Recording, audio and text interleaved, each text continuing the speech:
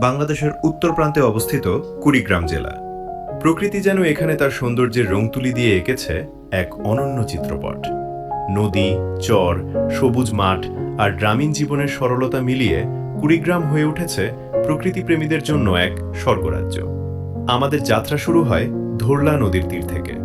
বর্ষাকালে নদীটি তার বিশাল জলরাশি নিয়ে এক মনোমুগ্ধকর দৃশ্যের সৃষ্টি করে। নদীর বুক চিরে ছুটে চলা ছোট ছোট নৌকা আর জেলেদের ব্যস্ততা এখানকার জীবনের অবিচ্ছেদ্য অংশ। এরপর আমরা পৌঁছে যাই চিলমারী বন্দরে। একসময় এটি ছিল উত্তর বাংলার অন্যতম গুরুত্বপূর্ণ নৌবন্দর।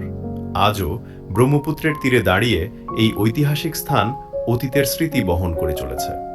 সূর্যাস্তের সময় নদীর পাড়ে দাঁড়ালে মনে হয় প্রকৃতি যেন সোনালী রঙে নিজেকে সাজিয়ে নিয়েছে। কুড়িগ্রামের আরেক বিস্ময় এর বিস্তীর্ণ চরাঞ্চল।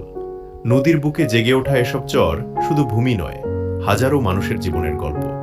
এখানে কৃষকরা ভুট্টা, চীনাবাদাম ও বিভিন্ন ফসল চাষ করেন। প্রতিটি চর যেন সংগ্রাম আর সম্ভাবনার এক জীবন্ত উদাহরণ। শীতকালে কুড়িগ্রামের প্রকৃতি ভিন্ন রূপ ধারণ করে। ঘন কুয়াশায় ঢাকা মাঠ, শিশির ভেজা ঘাস আর শীতের সকালের মৃদু সূর্যালোক এক স্বপ্নময় পরিবেশ তৈরি করে। এ সময় অতিথি পাখিদের কোলাহলে মুখর হয়ে ওঠে জেলার বিভিন্ন জলাভূমি। চিলমারী, উলিপুর, রাজারহাট ও ফুলবাড়ির গ্রামগুলোতে এখনও দেখা যায় বাংলার চিরচেনা রূপ।